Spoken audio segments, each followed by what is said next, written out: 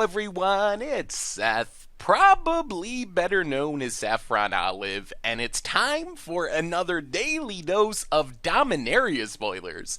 So we got a bunch of unique stuff to talk about today, a bunch of promos actually from the set. So some really powerful, really interesting stuff. I believe that next week we'll kind of kick off spoilers more full-time, trickling out as normal, but we will have to wait and see. Regardless, we have some powerful stuff to talk about today, so let's jump right into it, starting with Steel Leaf Champion, which is the store championship promo. Also will be in the regular set of Dominaria as well. All these cards will be, and this card is pretty absurd. For 3 mana, you get a 5/4, and it kind of can't be chumped by little creatures. Can't be blocked by creatures with power 2 or less.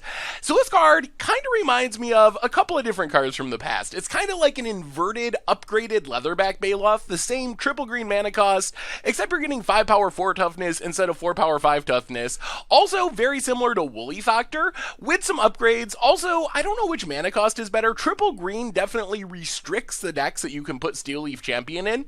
You're going to want to be pretty close to mono color or like heavy green splash of color to really make it work, but you still are getting just a massive, massive body for the converted mana cost. Also an elf, if that's relevant. We know there are going to be more elves in standard and a knight, so we got the double creature type thing going on.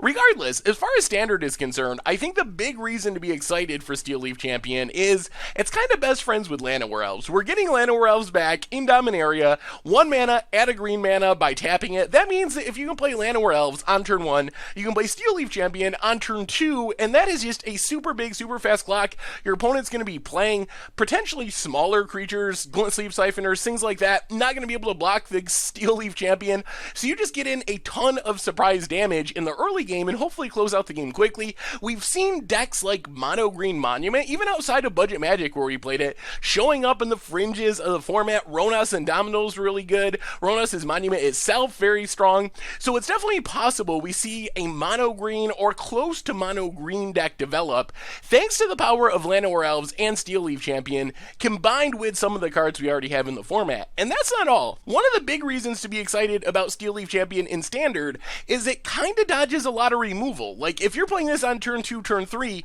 your opponent can't just abrade it, they can't lightning strike it because of the 4 toughness, which is kind of a rarity for your 3-drop. Like it's really big for most removal.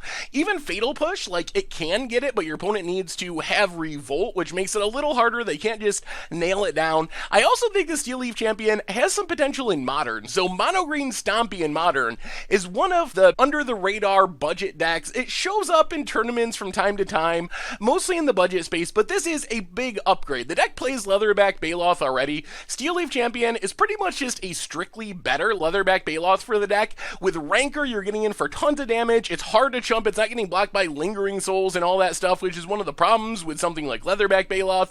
And it's absurd with Aspect of the Hydra. Just so much damage coming across so quickly. So I think that Steel Leaf Champion has potential to see play in Standard, has potential to see play in Modern. I will be excited to see the rest of this cycle. It is confirmed that this is a cycle of triple colored 3-drops that are coming, and if they're all as pushed as Steel Leaf Champion, I would expect that we're going to be seeing a lot of this cycle in Standard and potentially even Modern as well.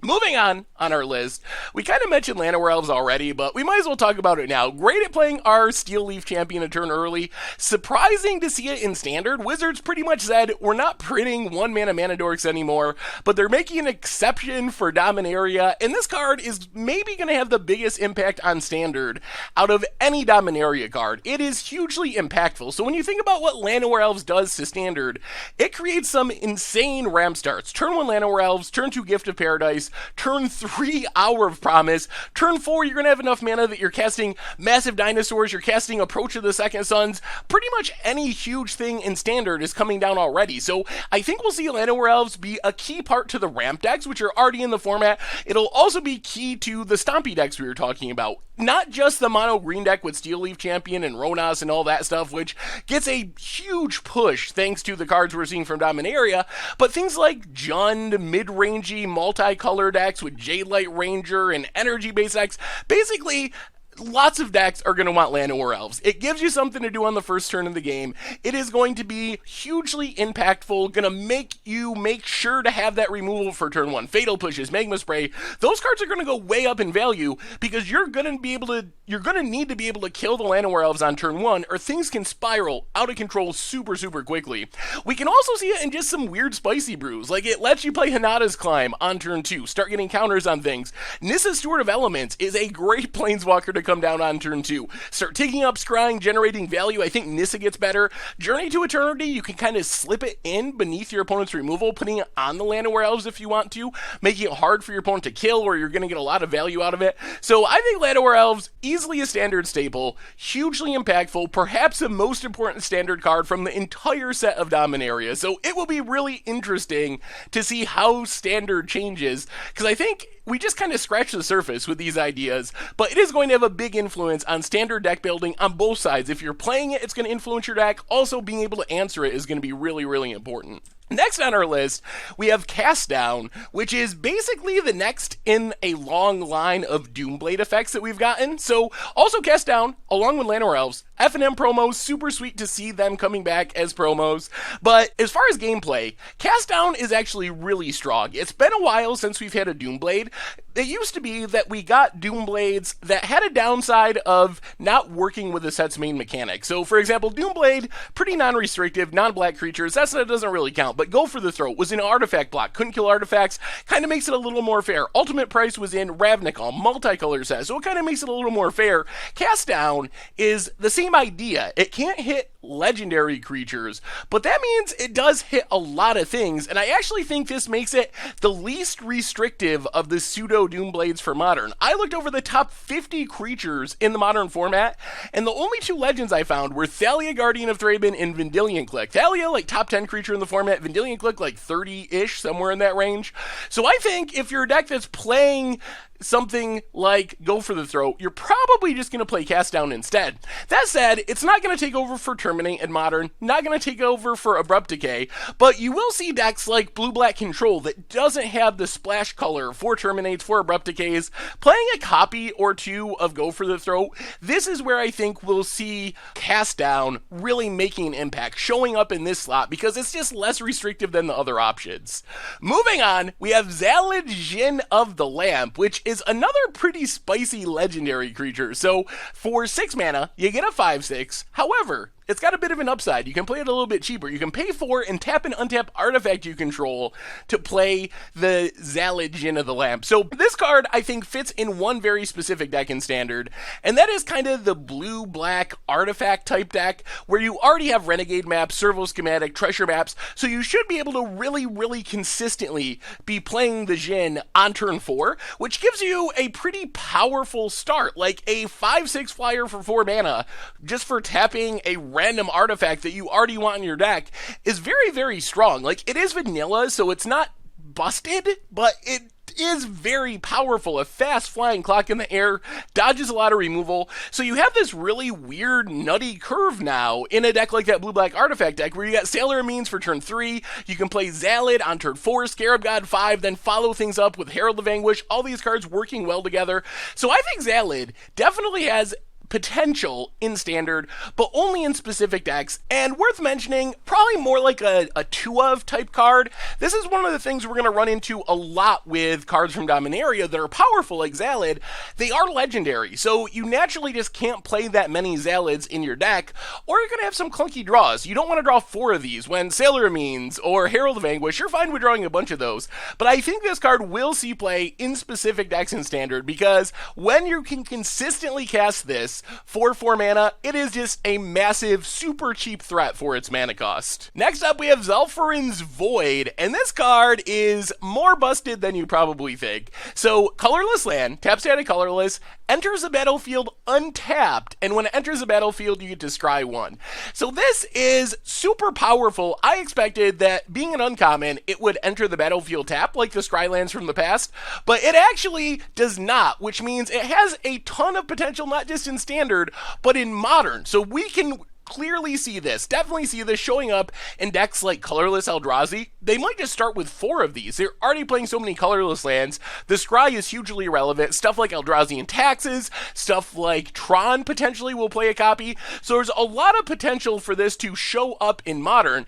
And in Standard, you have a lot of potential as well, where you can just play this in your colorless land slot in basically any 1 to 2 color deck.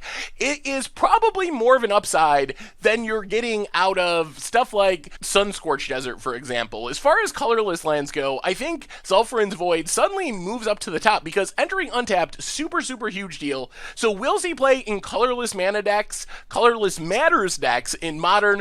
Also, I think it'll show up in Standard. Like if you're playing blue-white control, this is a pretty easy free roll to run a couple copies of. There's free value, entering untap is huge, so a very strong uncommon. This card is going to be very good.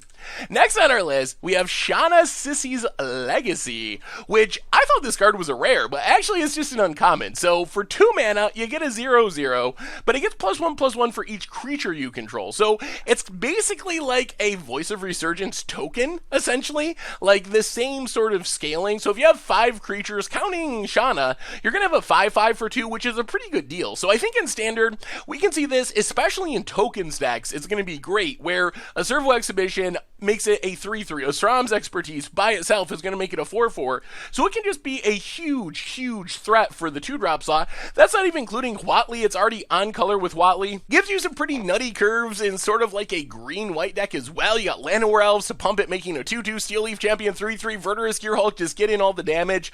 So it definitely has a lot of potential in Standard. I think that being legendary on this card is going to be really clunky, though. That's kind of the biggest problem with this card, is it's the kind of card that you want to just play 4 copies of, like a Watchwolf, but being legendary is going to lead to some clunky draws. So I think that the fact that it is legendary is going to mean it's probably going to be more of a 2 of, more of a 3 of, if there's a green-white token / aggro deck that really wants it in the slot. The other thing that's worth pointing out about Assisi's Legacy is its ability is weird. It can't be targeted by abilities your opponent controls, which means they can't kill it with their Chandra, let's say. So they can't target with abilities, but spells still get it. So it still does die to Fatal Push, Magma Spray, Lightning Strike, basically any other removal spell you can imagine. So the protection isn't quite as good as it might look at first glance, because it's still going to die to all the removal spells, but still, the potential for just how big Assisi's Legacy can get is very high, and I think that it can show up as like a 1 of, a 2 of in beatdown decks, and potentially token decks in Standard. Wrapping things up for today, we got a few other lower rarity cards. Opt returning as an F&M promo, also returning to Dominaria, so 2 reprints in Standard, and it looks pretty good. One of the things Wizards mentioned about the F&M promos is they are intentionally trying to make them Fatal Push level good, so hopefully we see lots of strong F&M promos moving forward. We also got Kelvin Overseer. It's a good limited card. Maybe it can show up. A 3/1 haste for 3 isn't bad. The kicker is 7, which is a ton. Kind of reminiscent a little bit of like Eldrazi Obligator, but a lot more expensive for the kicker mechanic.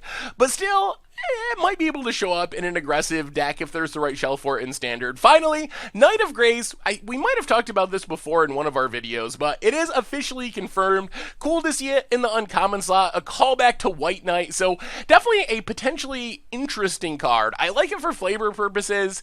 I don't know if it'll actually see play in Standard. A 2/2 first strike, even with a pseudo protection ability, I just don't know if that's good enough in Standard anymore, honestly. But if there's a Knight deck, it'll be a part of it, and it definitely has potential in the right metagame. A good sideboard option against black decks because it hates on all your opponent's removal and etc.